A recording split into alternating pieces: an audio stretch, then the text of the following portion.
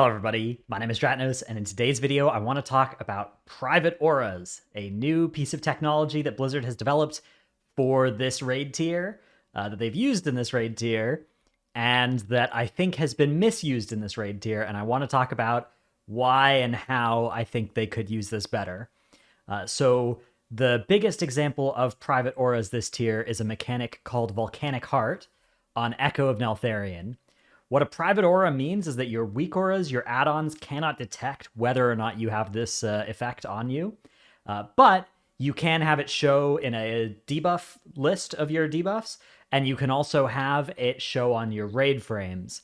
And in fact, it's possible to create a weak aura that makes a new raid frame for you that is just a straight-up list form, and that's actually how Volcanic Heart is generally solved, is by creating that exact list. Although you could do it with just raid frames as well. Although you actually probably would want to make it 1x20 rather than 4x5, because the way that Volcanic Heart is handled is this is a mechanic that targets, I guess I turn off sound, it targets 5 people in your raid, and they need to spread all 25 yards away from your raid and each other within 7 seconds, or else you will explode and die. So let me show you what this looks like here on Echo of Neltharion. This is the first set of bombs. All 5 of these come out, and you can see we already have 4.7 seconds until they explode, and everybody gets them out, and boom, we don't die. They all managed to get far enough away that they didn't cleave, and that was handled. Now, you may think, okay, cool. That was done without a weak aura, but it's actually not done without a weak aura. It's done with this weak aura list of raid frames, and if it wasn't done with that, it would be done with raid frames as well. So again, here's how that looks. Is you can see they're about to come out just right after this, and we've got this list here, and this is a list of everybody except for the melee, because only one melee can ever get targeted. And then it has their any private aura they have next to their names. The weak aura doesn't actually know which of them has it. It can't know. That's not allowed. But we can see it next to the raid frame here as well, or you could actually put it on people's actual raid frames as well. You could enable that using your raid frames. You could see it with default raid frames as well. But this way, the way that you solve the weak aura, or this mechanic, is, all right, it's only 7 seconds long.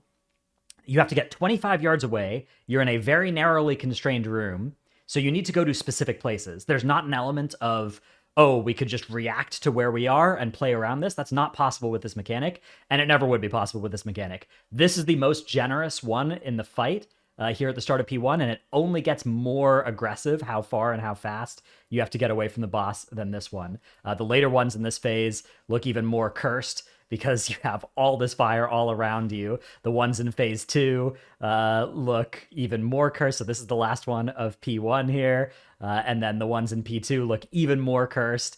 You have this is like so cursed, right? You could see if they didn't spread to those exact specific places, there's no way to put 5 of them throughout the room such that we don't wipe.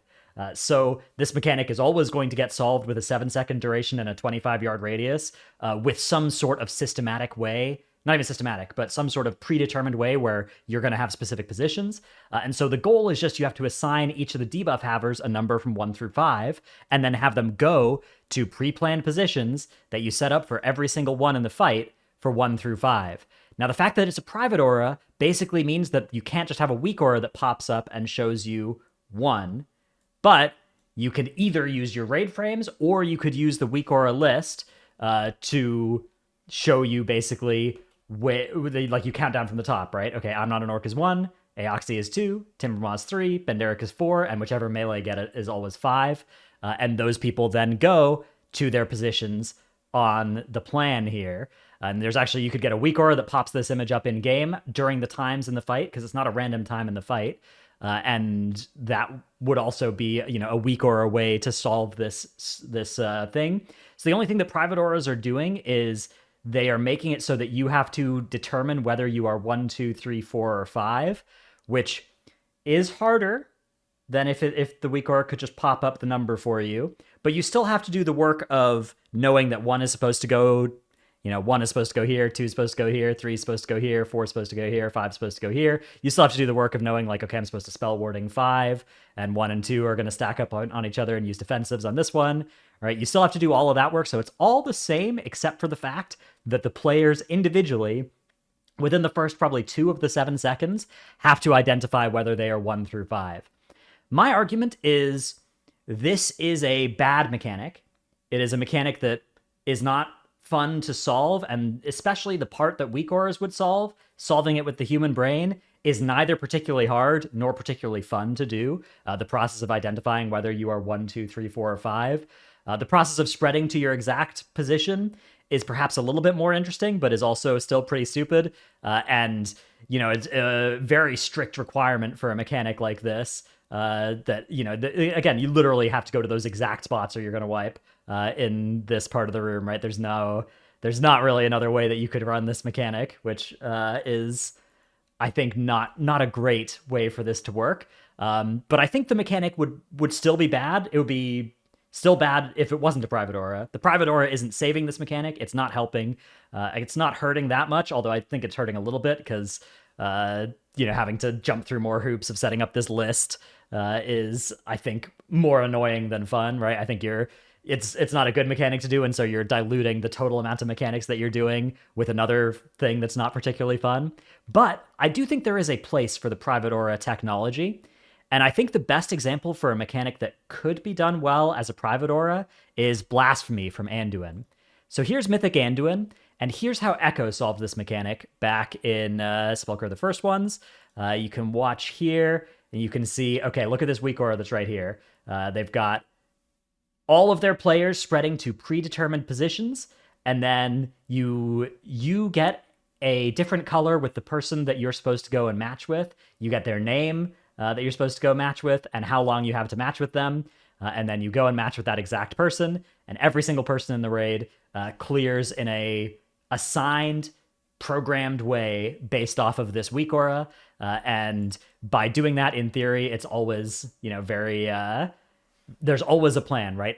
Whether you get the dark mark or the light mark, it will assign you the closest person that's correct, right? Like there's a lot of logic behind this to minimize the amount of movement that the ranged have to do, and to have you generally clear with the person. I mean, obviously, if you get the opposite color as the person right next to you, you're always going to be assigned to clear with them. But if both Lorgok and Deep Shades here got the same color as each other, they would each get assigned to other people further down that were in different positions. So this is a weak aura solution to a mechanic that not actually a lot of guilds use this, but there are some mechanics or mechanics like this where this sort of solution becomes popular because it's clearly better.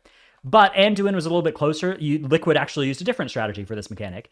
So here's the Liquid world first kill of this boss. And you can see what they do is they just spread all around the room. They spread to roughly the same spots each time. The mechanic comes out, and look at the spawns they've got here. They've got 4 people that have gotten light all next to each other, but they don't actually have assigned people to clear with, right? Normally, you can see these 2 people are really close. Their plan is going to be to clear with each other if they get opposite color, but they didn't.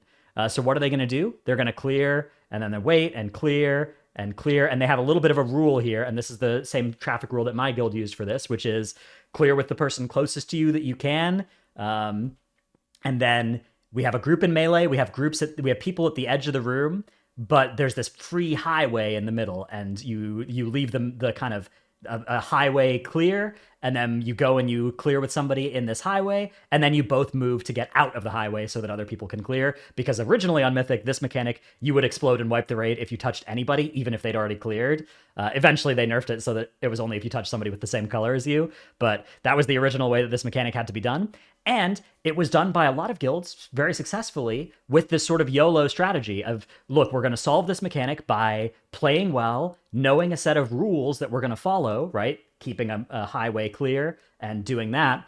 But we aren't going to use a spaceship HUD weak aura to assign for us where we're going to go and clear, right? We are not doing that.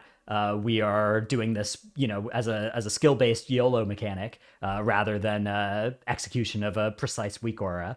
Now, the argument for the Anduin mechanic in particular, which one was better, it's close. I'm not actually sure which one was the superior strategy. Echo ended up winning this tier, losing this boss, and both guilds are really, really good. Most guilds have replicated the Liquid one on this boss without using weak aura, but I imagine that's largely because setting up a weak aura like that is a lot of effort, even if it would have been better. But You could imagine similar mechanics to this one that are a little bit more powerful to be done by weak auras, and this is a good spot for the private aura technology. If you private aura a mechanic like this one, then all of a sudden you can't solve it with a weak aura, but it's still feasible to solve it in a YOLO sort of fashion, right? It's not something like jailer bombs where you have to fill the entire room and hit all of your specific locations every single time. So, and you, again, look at this, you only have 7 seconds, right, to get your bomb located. Very similar story to the Neltharion mechanic, right? You only have 7 seconds. You have to go to exact specific positions. These mechanics are always going to be solved whenever they make them by assigning players to specific mechanics. And if we can't do it with weak auras, we're gonna do it with raid frames. If we can't do it with raid frames, we're gonna do it alphabetically or something. We're gonna do something like that. We're gonna have people call out 1 through 5 or something like that, and then we're gonna have them run to specific positions and do the mechanic that way. So these mechanics, they are not good. They should not be made. Private auras do not fix them. Private auras do not make the jailer bomb mechanic work. Private auras just make the jailer bomb mechanic a little bit more annoying, but still about equally annoying. But private auras do mean that mechanics like blasphemy can be designed and can perhaps be designed even if you would historically have been a little bit more worried that they'd be really well solved by a weak aura. You can private aura them, and then there's no risk that everybody will solve it with a weak aura. So if you made a slightly more weak aura friendly version of the Anduin mechanic, for instance, then that could happen, and that could be a great place to use the private auras tech.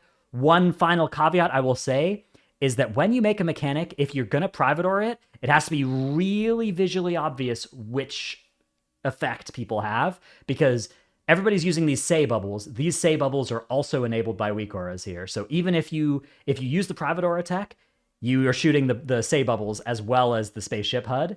And the say bubbles here can serve an important function, especially if the mechanic is harder to see or if there's a lot of visual clutter on the encounter. So very important whenever they do use private auras as a technology, that they don't have mechanics that can be hard to see. I don't think the Anduin mechanic was too bad for this one. Sometimes the dark colored ones could be hard to see against some of the effects that would be especially near the middle of the room. But for the most part, you didn't need the say bubbles for this one. But that is another caveat that I wanted to mention. So that's my thoughts on the private aura technology and the way that private auras were implemented this tier. I think that they are potentially a useful tool, but not like this, not like Echo of Neltharion. And the Volcanic Heart mechanic is the worst part about Echo of Neltharion, an otherwise pretty good fight. And making them a private aura made it slightly worse than if it hadn't been a private aura, but either way, it would not have been good. Well, hope you enjoyed this video. Let me know what you think in the comments down below. Thanks for watching, and I'll see you in the next one. Bye.